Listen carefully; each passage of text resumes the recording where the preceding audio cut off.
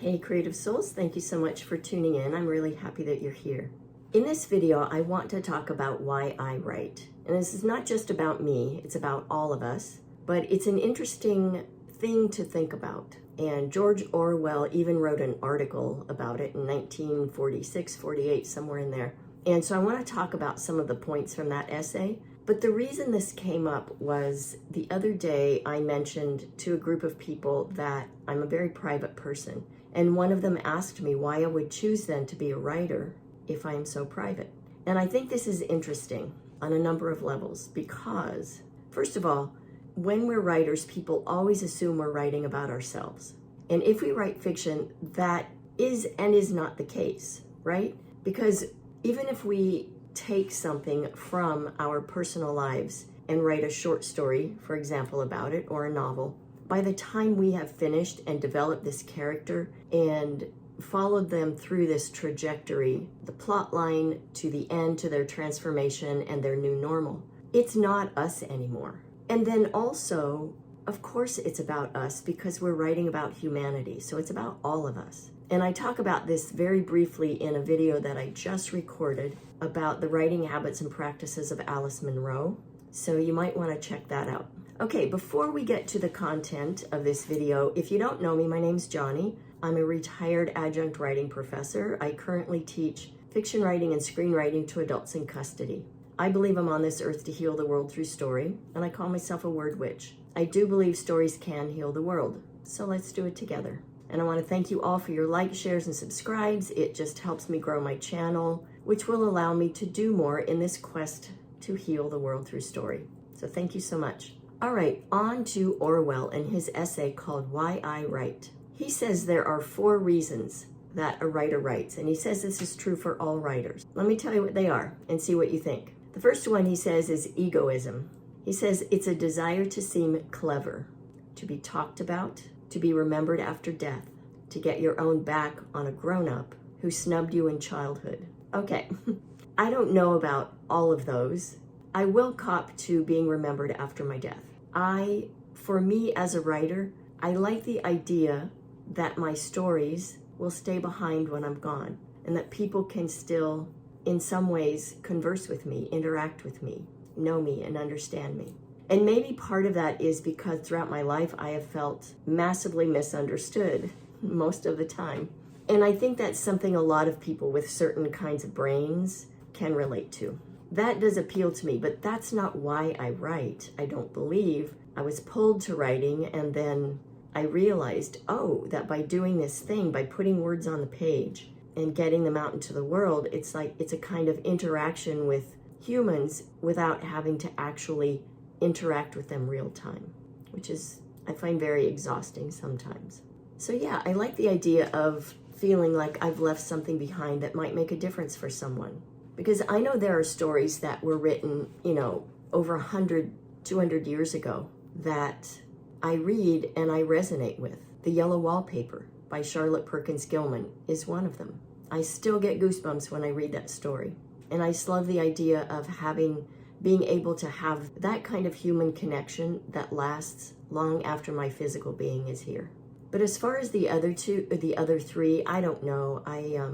I don't really think I am clever, so I don't have a desire to be seen that way.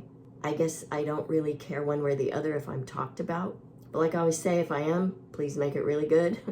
And I mean spin a wild story if you're going to gossip about me.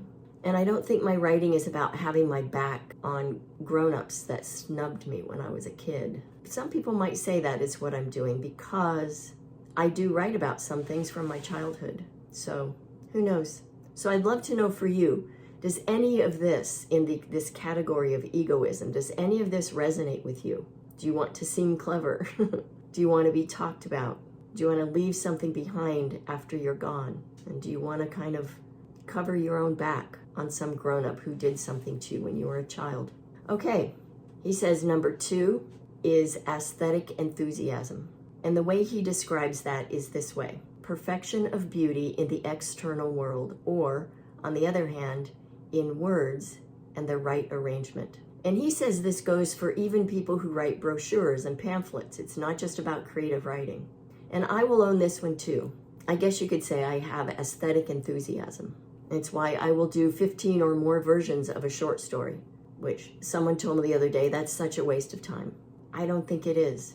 So do you have this? Do you have this desire when you write to make things aesthetically pleasing in terms of word choice, syntax, the rhythm of your prose? Does that please you when you do that? I would love to know. And then he says the third one is historical impulse, or the desire to see things as they are, to find out true facts and store them up for posterity. I'm not sure about that one for myself anyway. I would love to know what you think. I know some of you write historical fiction. Even if we write fiction, we can write factual things about what's going on in society, in the present or in the past. And at first I wanted to say, oh no, I don't want to store up facts for posterity.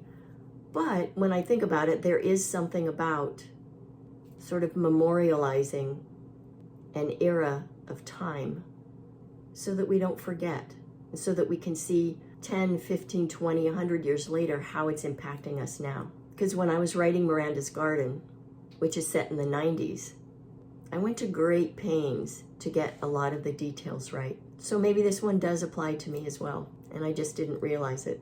And then the fourth one he says is political purpose. And he says he's using the word political in the widest sense possible. So this is the desire to push the world in a certain direction, to alter other people's idea of the kind of society they should strive for. So yeah, I think I can own that one too. And he says that no book is genuinely free of political bias.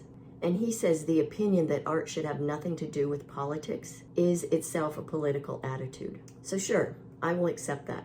Does that resonate with you? Have you thought about your writing in that way before? And so I think what he wrote back in 1946, 48, whenever that was, sure, I can say yes, those all make sense to me. They reflect in some ways why I write. But I'll be really honest, I feel like the reason I write is because I can't not do it. And I don't know, in saying that, maybe that sounds theatrical or overdramatic, but it's how I feel.